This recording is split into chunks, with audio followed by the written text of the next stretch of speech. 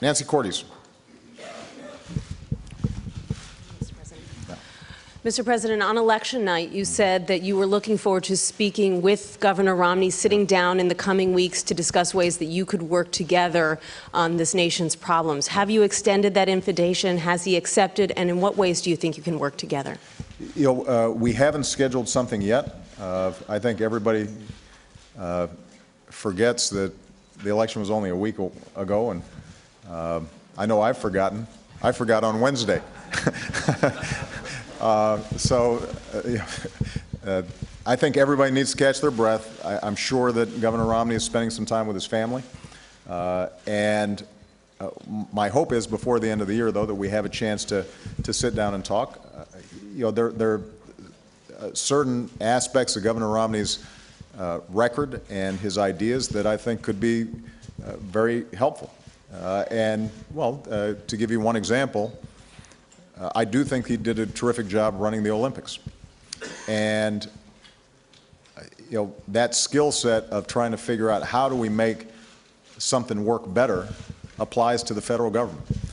There are a lot of ideas that I don't think are partisan ideas, but are just smart ideas about how can we make the federal government more customer friendly, how can we make sure that we're consolidating programs that are duplicative, how can we eliminate additional waste. He presented some ideas during the course of the campaign that I actually agree with, and so it'd be interesting to talk to him about something like that. There may be ideas that he has with respect to jobs and growth that can help middle-class families that I want to hear. So, I'm not either prejudging what he's interested in doing, nor am I suggesting I've got some specific assignment. But what I want to do is to get ideas from him and see if there's some ways that we can potentially work together. When it comes to your relationships with Congress, one of the most frequent criticisms we've heard over the past few years from members on both sides is that you haven't done enough to reach out and build relationships. Are there concrete ways that you plan to approach your relationships with Congress in a second term? Look, I think there's no doubt that I can always do better. And so I will examine ways that I can make sure to communicate my desire to work with everybody, so long as it's advancing the cause of strengthening our middle class and improving our economy. I've got a lot of good relationships with folks both in the House and the Senate. I have a lot of relationships on both sides of the aisle.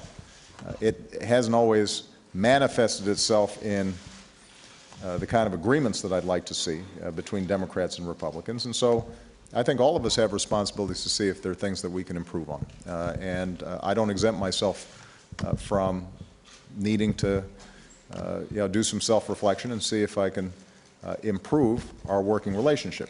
There are probably going to be still some very sharp differences.